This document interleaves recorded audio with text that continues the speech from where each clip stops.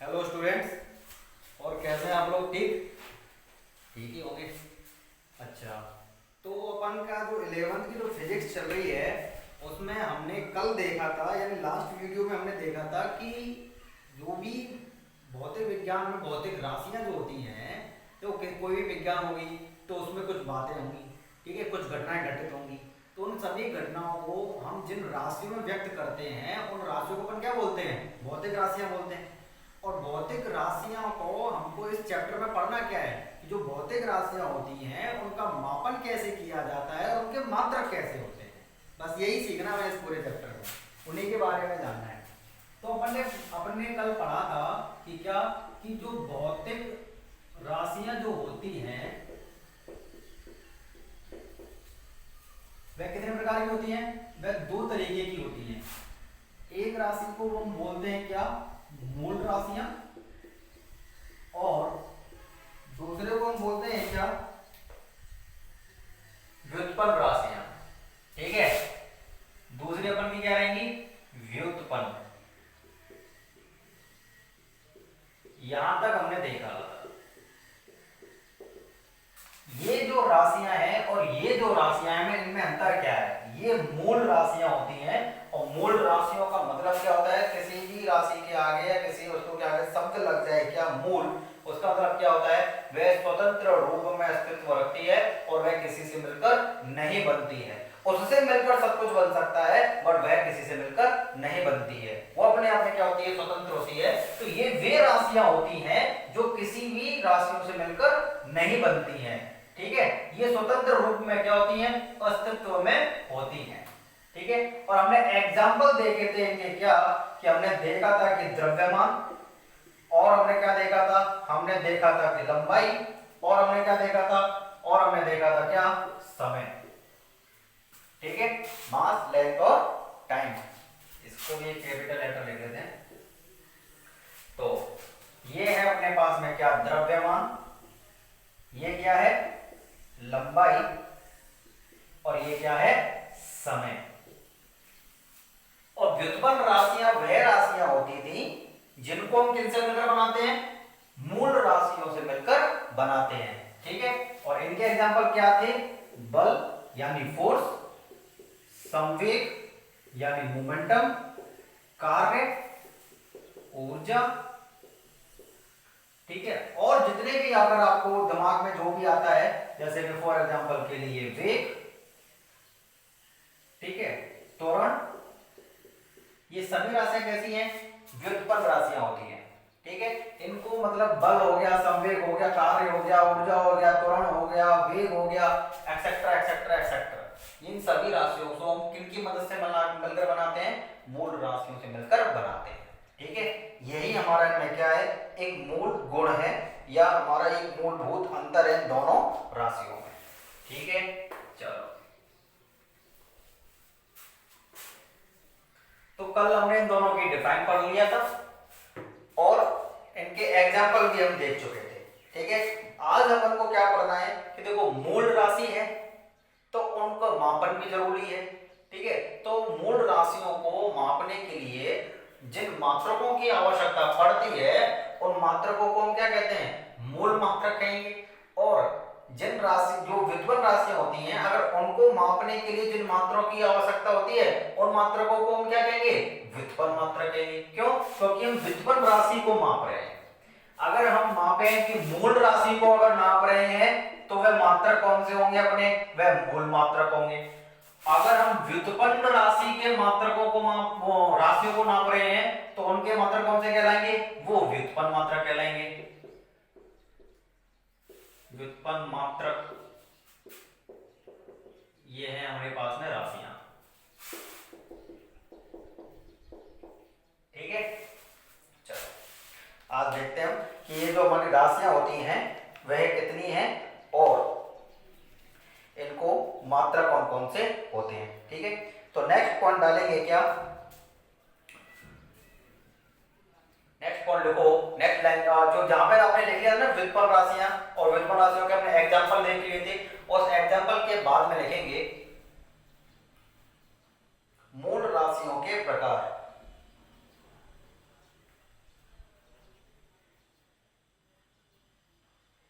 भौतिक विज्ञान में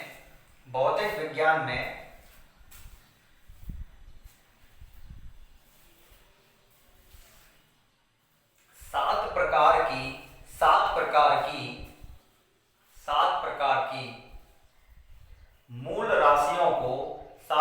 की मूल राशियों को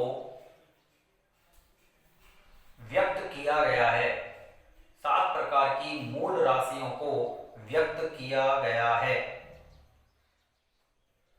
ठीक है, तो ये 7 कौन कौन सी हैं, नंबर बाय नंबर डाल के अपन लिखते हुए चलेंगे।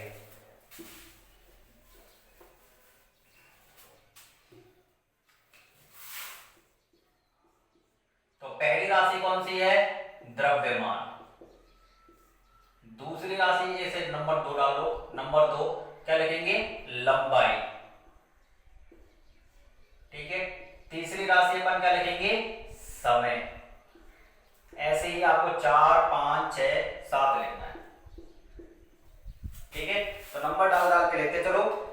आगे होगा द्रव्यमान, लंबाई, समय, ताप, विद्युत धारा,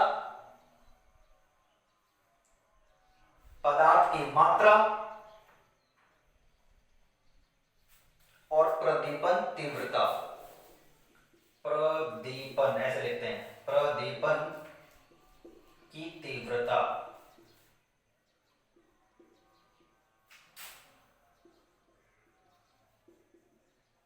पदार्थ की मात्रा। ठीक है, और क्या है अपने पास में, ताप है, और क्या है अपने पास में, विद्युत धारा, विद्युत धारा। ठीक है, अच्छा अभी अपन क्या पढ़ रहे हैं ना, सिर्फ मूल राशियां पढ़ रहे हैं। इनका मापन कैसे किया जाता है वो भी हम बाद में देखेंगे। ठीक है, और जनरली अपन को पता है क्या कि जो द्रव्यमान होता है उसको केजी में नापते हैं, लंबाई होती है उसको हम मीटर में नापते हैं, समय जो होता है उसको हम सेकंड्स में नापते हैं। ठीक है, ऐसे ही हमारा ताप होता है, विद्युत धारा होती है इसको केल्विन में, विद्युत धारा है इसको एम्पियर में। ठीक है, ऐसे ही हम इन सबको देखेंगे, पदार्थ की मात्रा इसको मोल में नापते हैं। ठीक है, तो ये प्रदीपन की तीव्रता होती है इसको हम कैंडेला से नापते हैं। तो इन सब चीजों को भी अपन देखेंगे। सिर्फ अपन को क्या करना है, 7 प्रकार की मूल राशियां होती हैं फिजिक्स के अंदर। ठीक है, और 7 प्रकार की राशियां कौन कौन सी हैं, द्रव्यमान, याद कर लो यहीं पे, जरूरत नहीं पड़नी चाहिए। एक नंबर में प्रश्न आ सकता है कि निम्नलिखित में से कौन सी मूल राशियां हैं। तो मान लो कि तुमको एक ऑब्जेक्टिव टाइप का दे दी, उसमें 3 व्युत्पन्न राशि दे दी और एक मूल राशि दे दी, छांटना हो। अगर इन 7 में से कोई अगर एक है तो वो क्या है, मूल राशि। अगर इन 7 के अलावा जो कुछ भी आपको मिले, आपको आंख बंद करके क्या टिक कर देना है कि वो कैसी राशि है, व्युत्पन्न राशि है। ठीक है,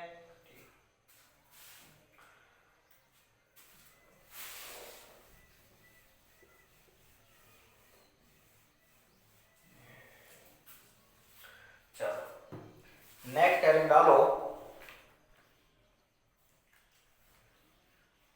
भौतिक राशियों का मापन।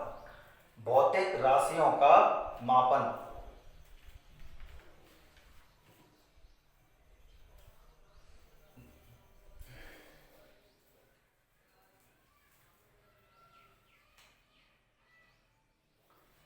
ठीक है, तो इसमें देखेंगे भौतिक राशियों का मापन लिखेंगे। पहले समय में मनुष्य अपनी, पहले मतलब जो पुराना जो समय था उस समय पे मापन कैसे किया करते थे।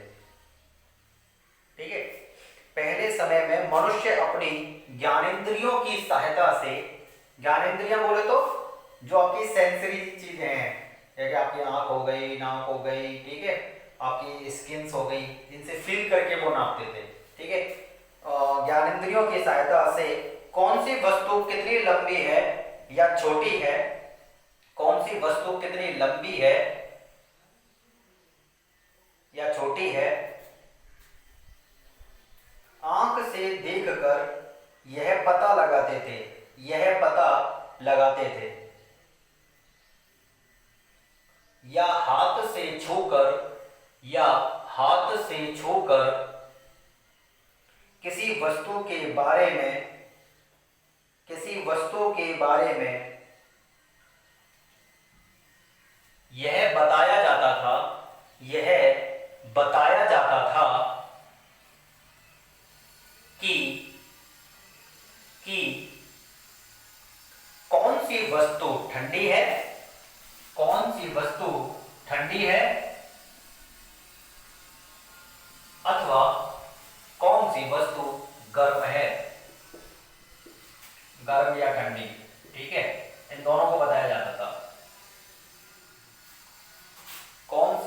ठंडी है या गर्म है।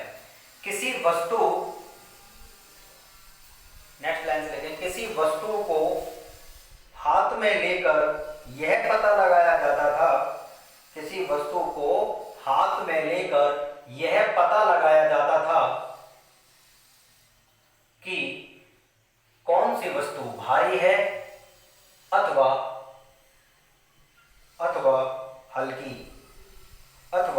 हल्की है।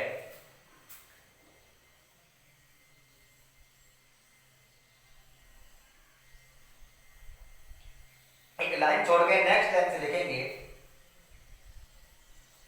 परंतु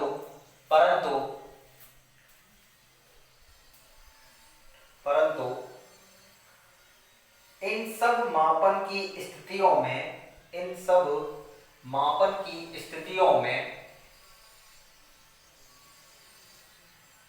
वस्तु का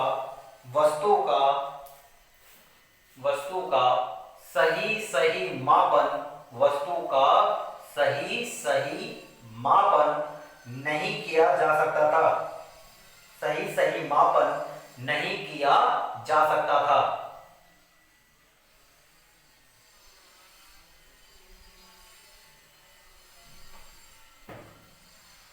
क्या पॉसिबल होता? अगर मान लो कोई वस्तु लंबी है तो अपन कैसे देखते थे उसको, कि आंख से देख के बताते थे कि हाँ ये वस्तु लंबी है और ये वस्तु छोटी है, ठीक है। फॉर एग्जांपल के लिए मान लो ये है, ठीक है। अब जैसे कि आप इन दोनों को रखोगे ऐसे करके, तो आप ऐसे करके बताओगे कि हाँ ये मार्कर जो है वो रजिस्टर से बड़ा है। कितना बड़ा है ये नहीं पता, पर बड़ा है इतना पता है, ठीक है। अगर हमें मान लो किसी वस्तु को अगर हल्का और भारी मालूम करना है तो इतना पता चलेगा कि ये भारी और ये हल्की है। ये इससे कितना हल्का है या ये कितना भारी है, इससे ये पता कैसे लगाएं? कितना वजन इसका है, कितना वजन इसका है, क्या हम पहले माप सकते थे? नहीं। पहले हमारे पास में क्या नहीं था? ज्ञान नहीं था किसका?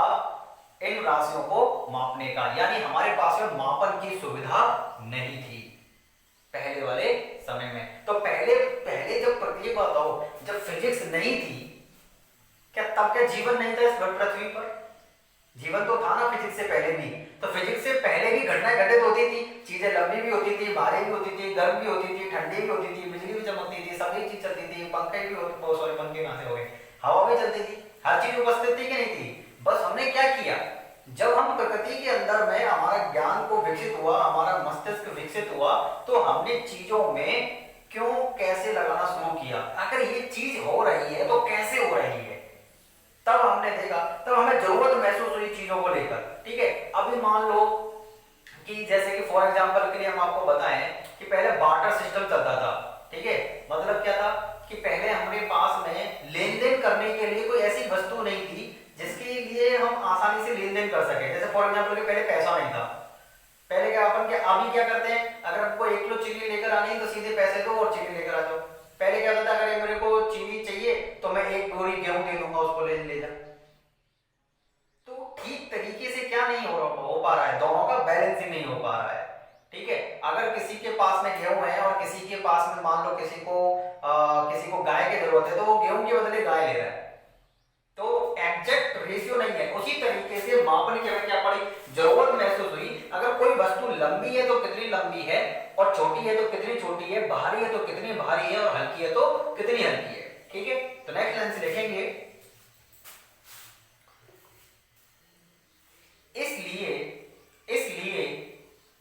इसलिए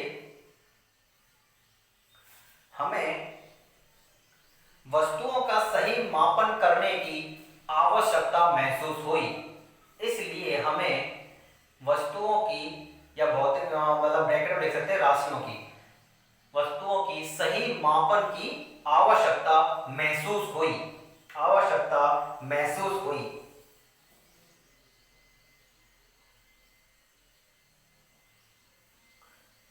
ठीक है। नेक्स्ट लाइन से देखेंगे, किसी भी वस्तु के सही मापन के लिए, किसी भी वस्तु के सही मापन के लिए 2 चीजों की आवश्यकता होती है, 2 चीजों की आवश्यकता होती है।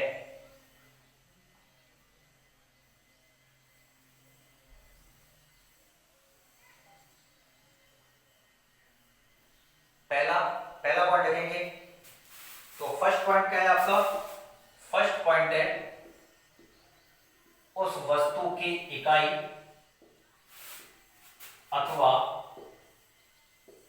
मात्रक। जिस वस्तु को क्या किया जा रहा है, नापा जा रहा है, जिस वस्तु का हमें क्या करना है, मापन करना है, तो उसका हमें क्या पता होना चाहिए, मात्रक पता होना चाहिए कि हमें किस में नापना है इसको। ठीक है। और दूसरा, मापन का अगर मात्रक पता, मान लो मीटर में नापना है, अगर आपके पास उपकरण ही ना हो नापने वाला, तो घरों में आपने देखो कपड़े वगैरह को नापते तो ऐसे ऐसे करके नापते हैं, एक हाथ, दो हाथ। क्यों नापते हैं? क्योंकि उनके पास में क्या नहीं है, मीटर स्केल नहीं है, या फिर उनके पास फीता नहीं है नापने का।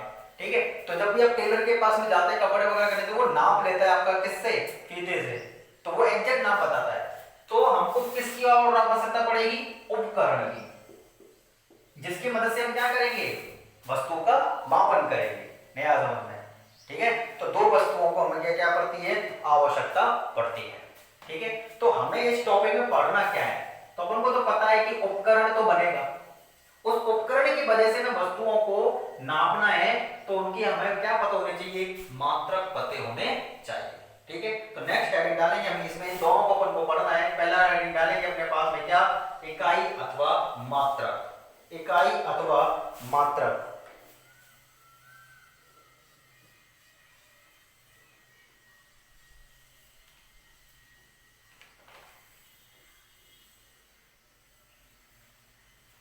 नेक्स्ट देखो, भौतिक विज्ञान में, भौतिक विज्ञान में भौतिक राशियों को, भौतिक राशियों को मापने के लिए, मापने के लिए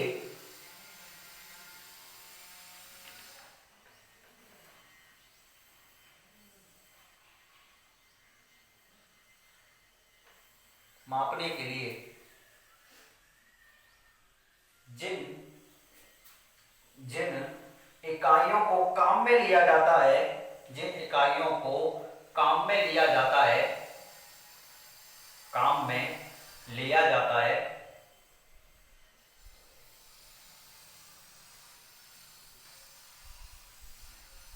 उन्हें भौतिक इकाई या भौतिक मात्रक कहा जाता है।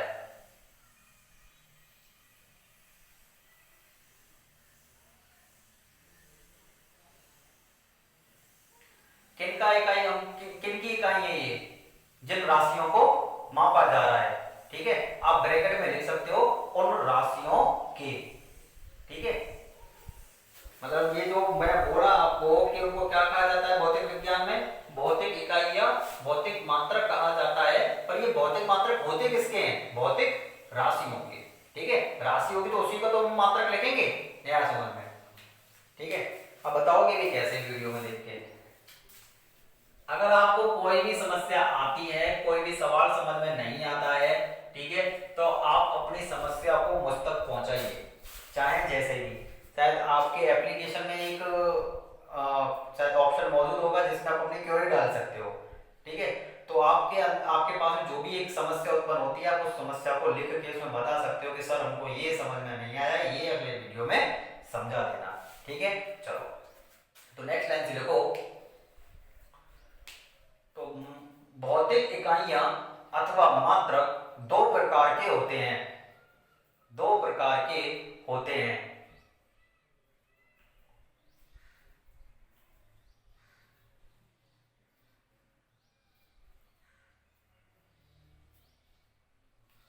दो प्रकार के होते हैं। क्यों होते हैं ये दो प्रकार के? क्योंकि दो प्रकार की भौतिक राशियां होती हैं, मूल राशियां और व्युत्पन्न राशियां। तो मात्रक भी कितने प्रकार के होंगे? दो प्रकार के होंगे। मूल राशियों के लिए मूल मात्रक और व्युत्पन्न राशियों के लिए व्युत्पन्न मात्रक। तो देखो पहला, तो पहले मात्रक कौन से होंगे? मूल मात्रक। और दूसरे मात्रक कौन से होंगे? व्युत्पन्न मात्रक।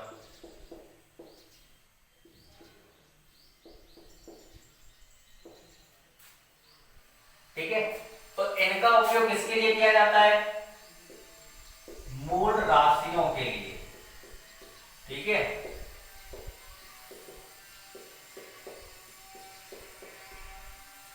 का उपयोग किसके लिए किया जाएगा? जो व्युत्पन्न राशियां होंगी,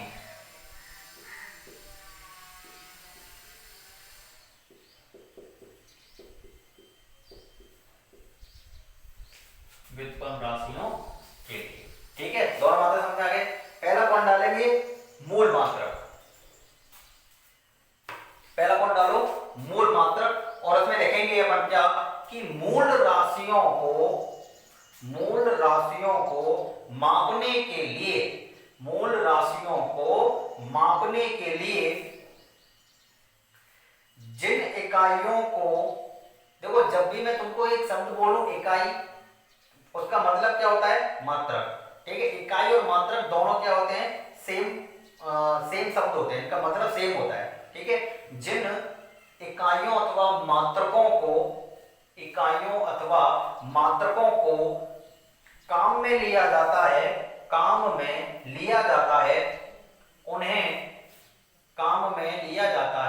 उन्हें मूल इकाई अथवा मूल मात्रक कहा जाता है। मूल इकाई अथवा मूल मात्रक कहा जाता है।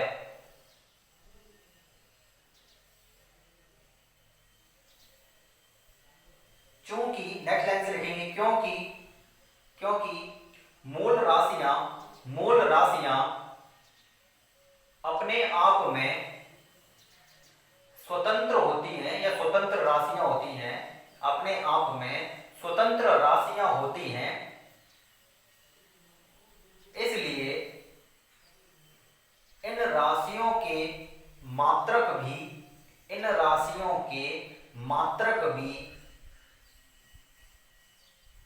आपस में स्वतंत्र होते हैं, आपस में स्वतंत्र होते हैं।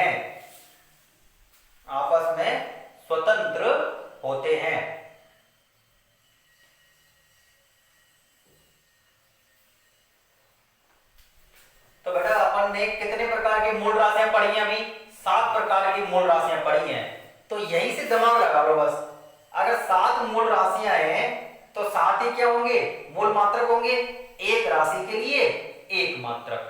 नया समझ में? ठीक है, अच्छा।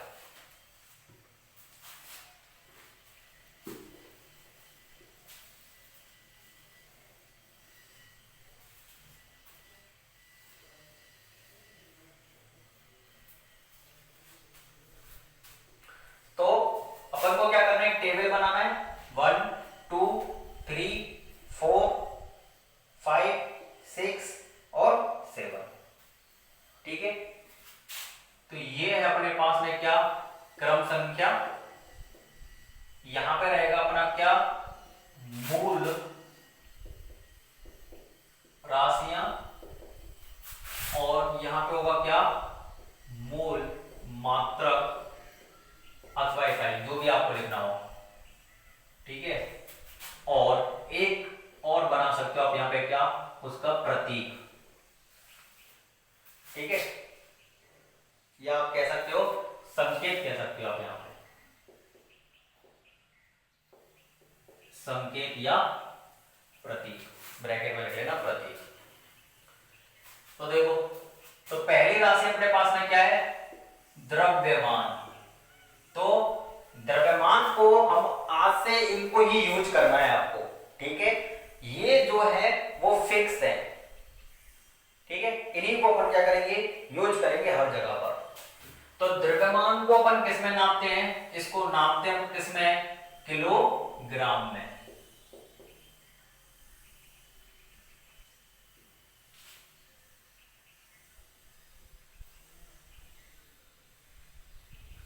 ठीक है, और इसका संकेत हम कैसे लिखते हैं?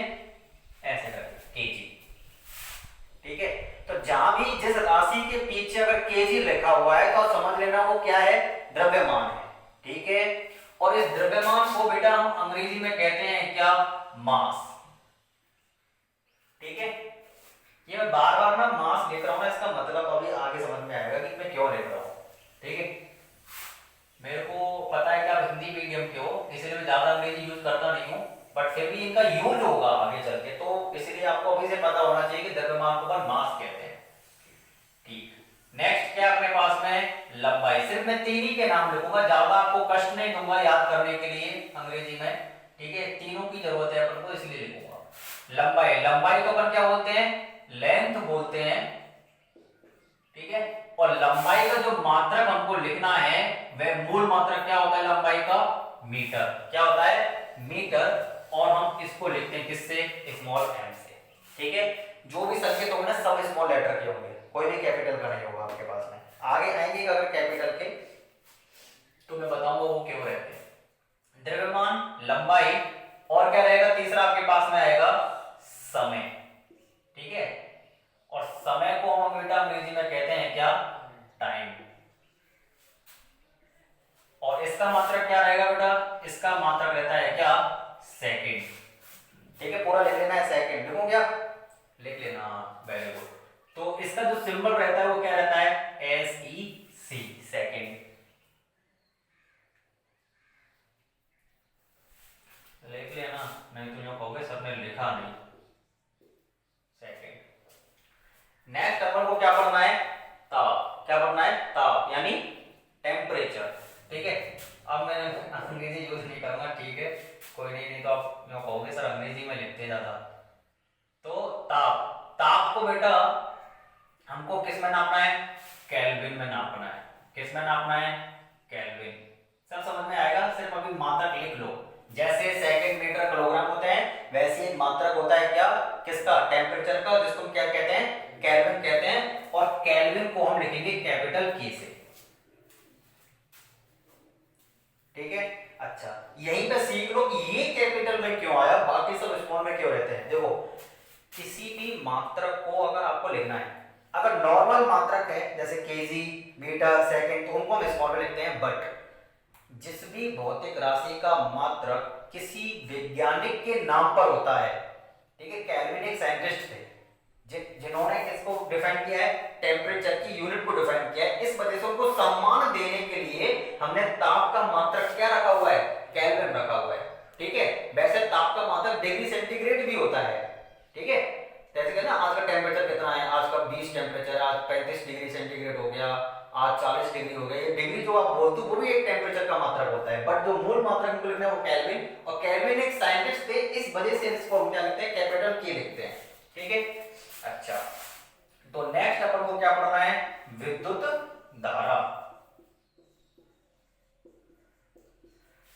विद्युत धारा का मतलब क्या है, इलेक्ट्रिक करंट। और विद्युत धारा होता है हमारा क्या, एम्पियर।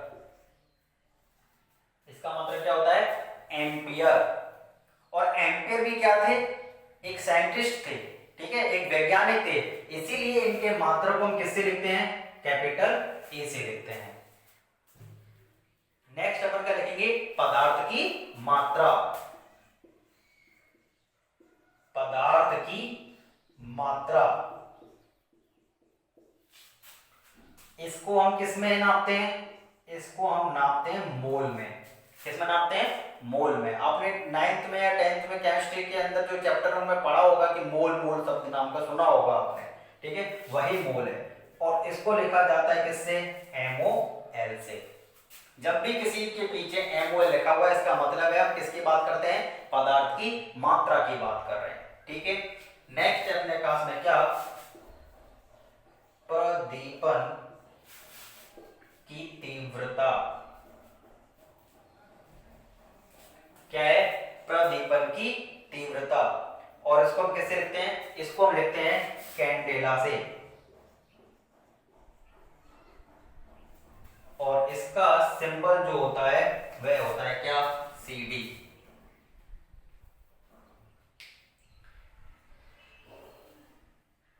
टेबल बन गई। तो द्रव्यमान को मात्रा क्या होता है, किलोग्राम, जिसको हम लिखते हैं केजी से।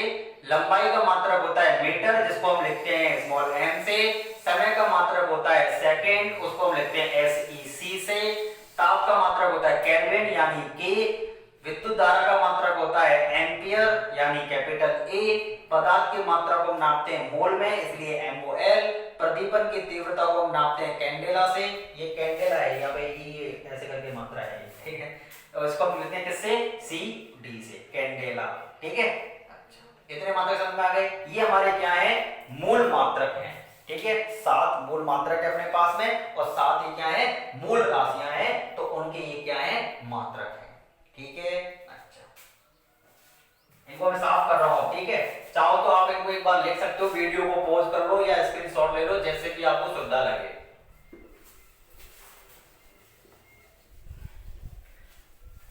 अभी अपन क्या पढ़ेंगे, अभी अपन पढ़ेंगे व्युत्पन्न मात्रक। नेक्स्ट वन डालेंगे व्युत्पन्न मात्रक। तो देखो इसमें व्युत्पन्न मात्रक कौन से होते हैं, या व्युत्पन्न इकाई अथवा व्युत्पन्न मात्रक, जो भी आपको लेना है। व्युत्पन्न इकाई ब्रैकेट में लिख सकते हैं, जैसे आपने पहले निकाल लिया मोल इकाई अथवा मूल मात्रक, ऐसे यहां पे डालेंगे मूल व्युत्पन्न इकाई या व्युत्पन्न मात्रक। और इसमें लिखेंगे व्युत्पन्न राशियों को मापने के लिए, व्युत्पन्न राशियों को मापने के लिए जिन इकाइयों अथवा मात्रकों को, इकाइयों अथवा मात्रकों को काम में लिया जाता है, मात्रकों को काम में लिया जाता है, उनको व्युत्पन्न इकाई अथवा व्युत्पन्न मात्रक कहते हैं। व्युत्पन्न इकाई अथवा व्युत्पन्न मात्रक कहते हैं।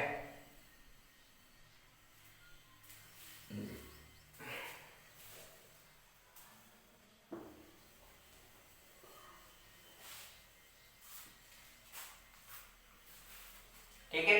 नेक्स्ट एक लाइन छोड़कर लिखेंगे व्युत्पन्न इकाइयां अथवा मात्रक, व्युत्पन्न इकाइयां अथवा मात्रक मूल इकाइयों पर या मूल मात्रकों पर, मूल इकाइयां अथवा मूल मात्रकों पर निर्भर होती हैं, निर्भर होती हैं, ठीक है। जरा समझते हैं कैसे। अपन डालते हैं एग्जांपल, ठीक है। आपने यहां पे लिखेंगे उदाहरण या जैसे, ठीक है। तो देखो पहला एग्जांपल समझते हैं। मान लो क्या है, व्युत्पन्न एक वेग है, ठीक है। पॉइंट क्या लिखा हुआ है इसी से ऊपर कि व्युत्पन्न इकाइयों को, कि व्युत्पन्न जो इकाइयां होती है किसके ऊपर निर्भर करती है, मूल इकाइयों के ऊपर निर्भर करती हैं। यानी इस व्युत्पन्न राशि का जो मात्रक होगा वह कहां से निकलेगा, मूल राशियों से ही निकलेगा। जरा देखो कैसे, कि वेग बराबर हमने क्या पढ़ रखा है, वेग बराबर हमने पढ़ा है क्या, विस्थापन बटे समय। क्या पढ़ा है हमने, विस्थापन बटे समय, ठीक है। अभी थोड़ी देर के लिए एक चीज समझो कि विस्थापन आप जानते हो क्या होता है। अगर विस्थापन नहीं समझते हो तो इतना समझो, दूरी तो समझते हो ना कि दूरी क्या है, दूरी का मतलब क्या है कि कितना दूर है, कितना लंबा है। एक बात बताओ, अगर मैं दूरी की बात कर रहा हूं, अर्थात मैं किसकी बात कर रहा हूं, लंबाई की बात कर रहा हूं, ठीक है। आप मान लो कि जो टैगोर स्कूल है, अगर आप उसको नापने के लिए जाओगे, एक छोर से दूसरे छोर तक जाओ, कुछ तो चलकर जाओगे, तो क्या चलकर जा रहे हो आप, लंबाई को चलकर जा रहे हो, नहीं जा रहे हो, लंबाई को नाप रहे हो, नहीं नाप रहे हो, ठीक है। तो लंबाई को नाप रहे हो अर्थात मतलब क्या है कि दूरी चल रहे हो, कुछ नया समझना, ठीक है। तो जो विस्थापन होते हैं, दूरी होती है, लंबाई होती है, चौड़ाई होती है, ऊंचाई होती है, वे सभी क्या है हमारे लिए मीटर में तो नापेंगे उनको कि कितना मीटर है ये, कितने मीटर की लंबाई है, कितने मीटर की दूरी है, कितने मीटर की ऊंचाई है, कितने मीटर की चौड़ाई है, सब कुछ क्या है, मीटर ही तो है ये, नया समझना। तो विस्थापन, दूरी, लंबाई, चौड़ाई, ऊंचाई, ये सभी अपने लिए क्या है, एक तरीके से लंबाइयां ही हैं, ठीक है। और इनको किस में नापेंगे, सभी को मीटर में नापते हैं, कितनी दूरी है, कितने मीटर है। कहते हैं ना 200 मीटर, 500 मीटर, 1000 मीटर नापते हैं। ठीक है, ये कितनी ऊंचाई होगी, कहते हैं लगभग लगभग 10 मीटर की होगी। ठीक है, या लगभग लगभग 20 मीटर की ऊंचाई होगी। कितने मीटर का चौड़ाई है, लगभग लगभग हम बोलते हैं कि ये 10 मीटर की चौड़ाई है। बोलते हैं कि नहीं बोलते हैं, ऐसे बोलते हैं। तो विस्थापन का जो मात्रक होता है, या इसके ब्रैकेट में समझने के लिए लिख सकते हो क्या, यही एक तरीके की क्या है, लंबाई होती है। तो विस्थापन बटे समय मतलब विस्थापन मतलब लंबाई, और लंबाई का मात्रक क्या होता है, मीटर। अपॉन में क्या है, समय। तो समय का मात्रक क्या होगा, सेकंड। तो वेग का मात्रक क्या होता है, मीटर पर सेकंड। ठीक है, आप चाहो तो इसको इस तरीके से भी लिख सकते हो, ये ऐसे सिंबल बना के, मीटर पर सेकंड। हो गया। अब जरा एक और देखते हैं, इसको आपको बताना है। मान लो चाल है, चाल बराबर क्या है, दूरी बटे में समय। दूरी भी क्या है, एक तरीके की लंबाई होती है। तो लंबाई यानी दूरी का मात्रक क्या होता है, मीटर, और समय का मात्रक क्या होता है, सेकंड। तो हम इसको बोल सकते हैं क्या हो गया, मीटर पर सेकंड। ठीक है, एक और एग्जांपल लेते हैं। मान लो, अब तो बिल्कुल ही समझ में आ जाएगा कि कैसे व्युत्पन्न जो मात्रक या इकाइयां होती हैं वह किसके ऊपर निर्भर करती हैं, मूल इकाइयों के ऊपर निर्भर करती हैं। ये मीटर कैसी राशि है, मूल इकाई है। सेकंड कैसी राशि है, मूल इकाई है। इन दोनों को कंबाइंड करके क्या मिला आपको, मीटर पर सेकंड मिला। और ये मात्रक किसका है, चाल का मात्रक है। ठीक है, तो ये वेग, चाल, त्वरण, ये सब कैसी राशि है, ये व्युत्पन्न राशियां हैं। और इनके मात्रक ये जो है वो क्या है, व्युत्पन्न मात्रक है, व्युत्पन्न इकाइयां है। ठीक है, अच्छा, त्वरण आपने क्या पढ़ा है, त्वरण आपने पढ़ा है वेग बटे समय। एक्चुअली में इसको हम बोलते हैं वेग में परिवर्तन और बटे में समय। ठीक है, तो ऊपर अभी आपने क्या पढ़ा है, वेग का मात्रक आपने क्या पढ़ा है, मीटर पर सेकंड। तो वेग का मात्रक ऊपर लिख देंगे, क्या हो जाएगा, मीटर पर सेकंड बटे, और क्या हो जाएगा, समय का मात्रक क्या होता है, सेकंड। तो अगर इसको हम लिखेंगे सेकंड सेकंड क्या कर देंगे, आपस में मल्टीप्लाई कर देंगे, तो ये क्या हो जाएगा, मीटर पर सेकंड स्क्वायर। आप इसको ऐसे भी तो लिख सकते हो, मीटर बटे सेकंड और बटे में सेकंड। इसके नीचे एक मान लो पहले और चौथे का गुणा, दूसरे और तीसरे का गुणा, ऐसे तो करते हैं। तो सेकंड सेकंड आपस में गुणा होंगे तो क्या हो जाएगा, सेकंड का वर्ग और मीटर, तो मीटर पर सेकंड स्क्वायर। किसका मात्रक होता है, ये त्वरण का मात्रक होता है। ठीक है, त्वरण का क्या होता है, मात्रक होता है कौन, मीटर पर सेकंड स्क्वायर। एक और एग्जांपल देखते हैं, बल। क्या पढ़ रहे हैं अपन, बल। बल बराबर हमने क्या पढ़ा है, बल बराबर होता है क्या, द्रव्यमान, कि जिस वस्तु का पर बल लगा रहे हैं उस वस्तु का द्रव्यमान, और बल लगाने से उसमें कितना त्वरण उत्पन्न हुआ, उन दोनों का गुणनफल। ठीक है, या हम बोले, इनको हम बोलते हैं m इंटू ए। और m यानी द्रव्यमान का मात्रक क्या होता है, द्रव्यमान का मात्रक हमने क्या पढ़ा है, यहां से इसको उठाओ, द्रव्यमान का मात्रक हमने क्या पढ़ा है, द्रव्यमान का मात्रक हमने पढ़ा है क्या, केजी। अरे ये आपका मास है और इसमें क्या हो रहा है, ये त्वरण है। ठीक है, द्रव्यमान को हम किस में नापते हैं, केजी में, और त्वरण को हम किस में नापते हैं, मीटर पर सेकंड स्क्वायर में। इसका मात्रक कैसे निकलेगा, इसका मात्रक आ जाएगा केजी इंटू मीटर पर सेकंड स्क्वायर। है समझ में भाई, बल बराबर होता है द्रव्यमान गुणा त्वरण। द्रव्यमान का मात्रक हमने पढ़ा है केजी, और त्वरण का मात्रक अभी हमने निकाला है कितना, मीटर पर सेकंड स्क्वायर। तो ये हो गया अपने पास में क्या, केजी मीटर प्रति सेकंड स्क्वायर। आगे व्युत्पन्न मात्रक,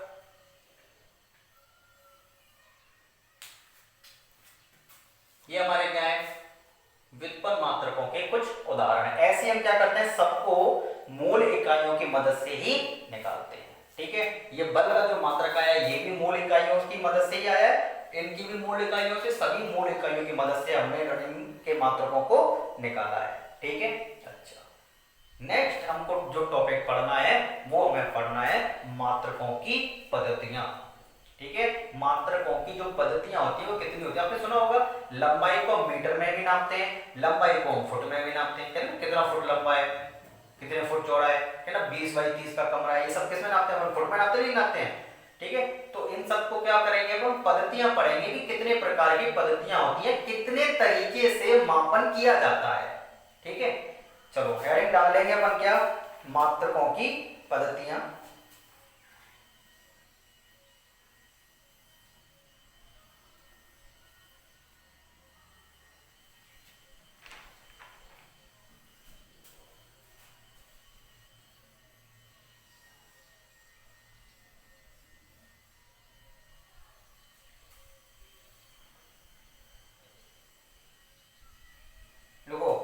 वस्तुओं को मापने के लिए, वस्तुओं को मापने के लिए या भौतिक राशियों को मापने के लिए, या भौतिक राशियों को मापने के लिए निम्न पद्धतियां प्रचलित हैं।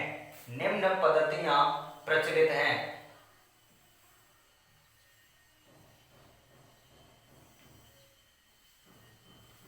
पहली पद्धति लिखेंगे